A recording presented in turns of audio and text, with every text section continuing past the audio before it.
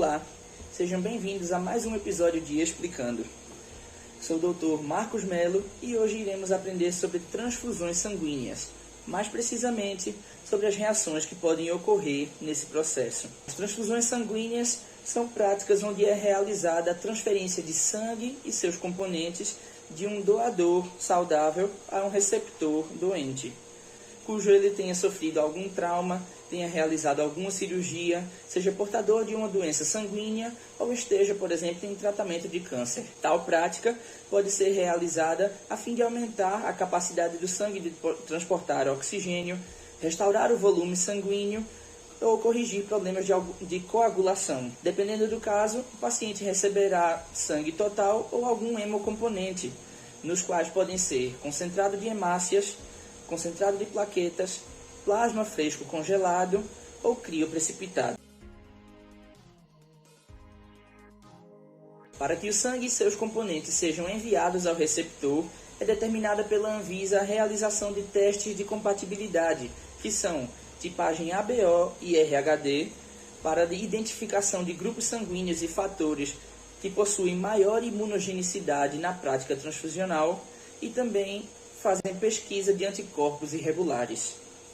Caso não haja compatibilidade sanguínea entre receptor e doador, aumentam as chances de ocorrerem o que chamamos de reações transfusionais. E apesar da realização de todos esses testes de compatibilidade, ainda podem ocorrer reações no receptor, as quais podem ser reversíveis ou não, mesmo tendo indicação precisa e administração correta. Mas o que exatamente são essas reações?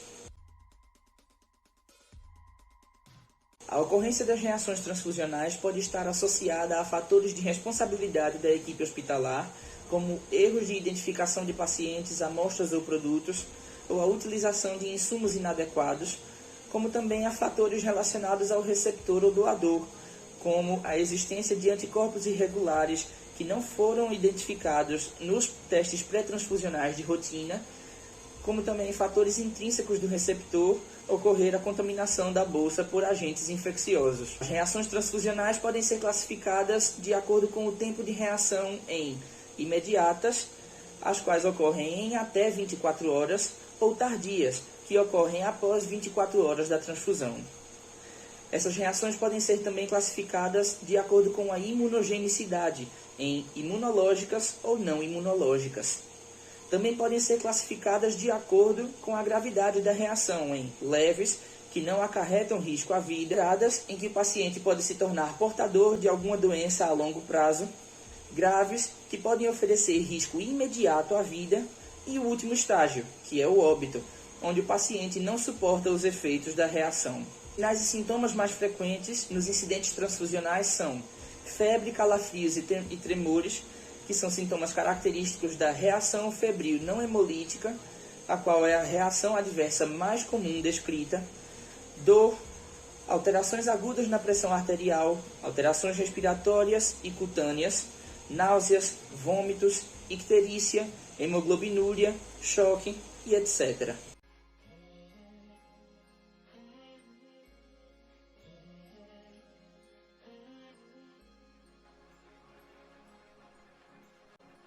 A terapia transfusional é um método muito utilizado para a continuidade de alguns tratamentos, sendo bastante presente no suporte para pacientes com câncer, que são submetidos à quimioterapia, radioterapia ou cirurgia, visto que o tratamento das doenças oncológicas provoca uma imensa toxicidade hematológica nos pacientes.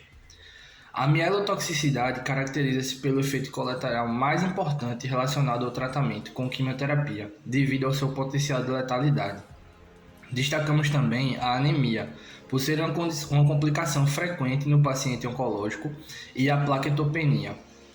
Em pesquisas realizadas no Brasil, notou-se que a maioria das reações transfusionais relatadas ocorreu justamente com pacientes da oncologia. Tal fato pode estar associado a algumas peculiaridades do paciente com câncer, como por exemplo o seu estado imunológico deficitário, o que torna necessário inúmeras transfusões sanguíneas durante o seu tratamento. Esse estudo foi realizado em um hospital público com nível de atenção terciária em pediatria no município de Fortaleza, Ceará. Durante o período do estudo, foram realizadas na instituição 29.185 transfusões, onde 14.304, que corresponde a aproximadamente 49% das transfusões, ocorreram somente na unidade especializada em tratamento oncológico, sendo notificadas 162 reações transfusionais no serviço de hemovigilância envolvendo pacientes oncológicos e 165 em relação aos hemocomponentes. Portanto, a taxa de incidência de reação transfusional foi de 11,3 por mil hemocomponentes transfundidos. A tabela 1 exemplifica a distribuição do número de pacientes segundo características sociodemográficas de diagnóstico. O número de pacientes do sexo masculino corresponde a 86, 10 a mais que os pacientes do sexo feminino, com 76. A faixa etária de 0 a 4 anos corresponde a 32 pacientes, seguido pela faixa etária de 5 a 9 anos, com 40 pacientes, e a faixa etária de 10 a 18 anos sendo a mais prevalente, com 90 pacientes. Em relação ao diagnóstico, a leucemia linfóide aguda foi a mais prevalente, com 63 pacientes, seguido pela leucemia mieloide aguda, com 39, o linfoma não Hodgkin, com 11, osteosarcoma, com 10, neuroblastoma, com 8 e o tumor de Wilms, com 7. A tabela 2 mostra a distribuição do número de pacientes segundo transfusão prévia e história prévia de reação. Pacientes que foram submetidos a até 4 transfusões previamente corresponde a 63 do total do número de pacientes. Pacientes que foram transfundidos previamente de 5 a 9 transfusões, 39 pacientes. De 10 a 20 transfusões, 11 pacientes. Mais de 20 transfusões, 10 pacientes. E pacientes que não tinham histórico de transfusão prévia, 8 pacientes. Dos 162 pacientes estudados, 101 disseram já ter tido histórico de reações, 61 disseram que não. A tabela 3 mostra a distribuição do número de pacientes segundo o tipo de reação e hemocomponente.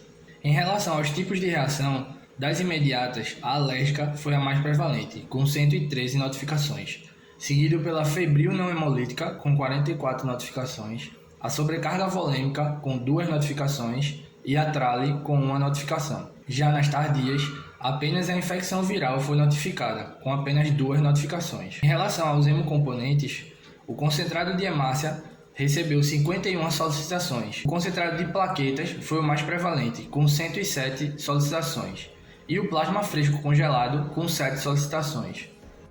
De acordo com o estudo, os pacientes politransfundidos são os mais suscetíveis a ter reações, devido à exposição prévia a antígenos eritrocitários e à presença de anticorpos antileucocitários, situações em que o organismo pode ser submetido a transfusões advindas de doadores de sangue que contenham essas células. Sendo demonstrado que as reações transfusionais ocorreram em quantidade similar entre pacientes do sexo feminino e masculino, foi verificado que os pacientes entre 10 e 18 anos apresentaram um número maior de eventos. As reações transfusionais imediatas foram as mais predominantes nos pacientes, destacando-se de forma expressiva a alérgica, sendo o hemocomponente mais associado às reações o concentrado de hemácias.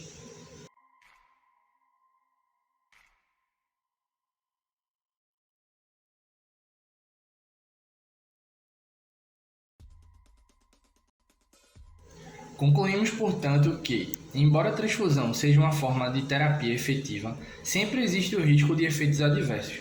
Portanto, a equipe de saúde precisa agir de forma direcionada para prevenir complicações e iniciar prontamente medidas para controlar qualquer complicação. Sendo assim, o estudo do perfil das reações transfusionais dos pacientes pediátricos oncológicos foi bem oportuno, por permitir uma melhor avaliação e compreensão desses incidentes na oncologia pediátrica, e que a união desse estudo com capacitações junto aos profissionais responsáveis pelo processo transfusional é fundamental para aperfeiçoar as ações tomadas frente a uma reação adversa e intensificar as notificações ao serviço de hemovigilância, promovendo a qualidade da assistência dos pacientes que necessitam desse tratamento.